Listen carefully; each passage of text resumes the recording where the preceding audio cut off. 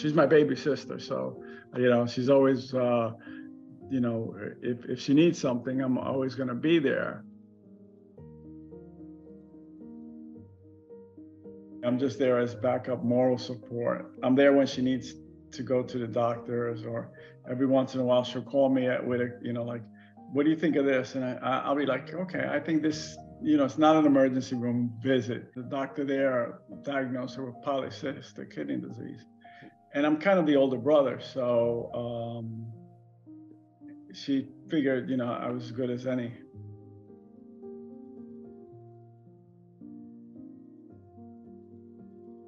A lot of times she would just need a sounding board. What do you think of this? What do you think of that? And trying to say, okay, this is what I think you should do. And this is why I think you should do it. And I think that's one of the things with her that's really helpful. I'm not going to say I wasn't important to the healthcare team per se. I was there more for her. So anything she needed is what I concentrated on. Any decisions she had to make, I would try to help with those. But, the bottom line is her life. When, she first got sick and was having issues, I would always make sure that on a Sunday or, the day that we had together, we would go out. We'd go, saw a ton of movies.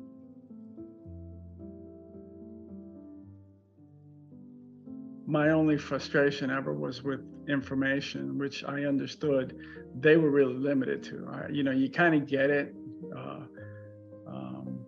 but when you want to be involved and you want to, you can't make a really informed decision if you don't have all the pieces. It was just one of those things, you kind of had to go along. But Iris knew a lot of it, and my wife's a nurse, so that actually helps. So it has, like whenever I'm stymied with something, I'll turn to my wife and say, what do you think of this? Or what do you think of that? And I'm lucky, I have that built-in medical help.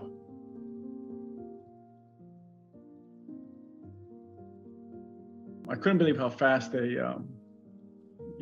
kind of boot you out of the hospital afterwards, I mean, they left her in a few more days, but it was like, really? She's going to be ready to go when? It's like, I couldn't believe it.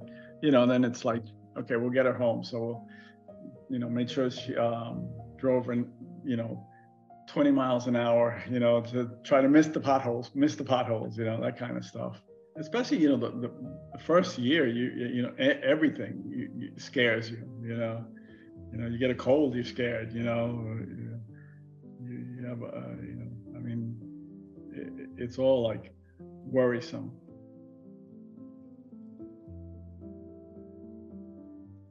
In terms of information, I think it would have been nice to have, this support group is just touch base, if you need anything, it's there. If you don't, if you just want information, it would have been probably nice to have.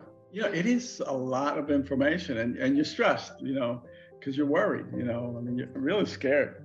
Obviously your family member is frightened, and if they're frightened, you're frightened, even if you really can't really show it, you do get like, oh shit,